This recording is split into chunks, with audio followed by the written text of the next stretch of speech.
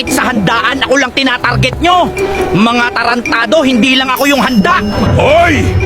Huwag mong angkinin ang hindi sayote! Aray ko! Hoy mga boss! Pagkakainin nyo na ako yung marshmallow muna bago ako! Hoy, ako si Ampalaya. Alam mo ba ang napakapait sa pag-ibig ay ampalayain ka? Aray ko! Hoy, boss! Kumain ka ng pansit para hindi ka ipagpalit sa taong malapit. Aray ko! Hoy, boss!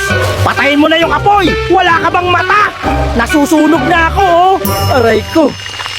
Hoy! Kumain ka ng sitaw, samahan mo ng bataw para matuto kang bumitaw sa taong ang mahal ay hindi ikaw. Masustansyang malunggay para sa feelings mong matamlay! Aray ko!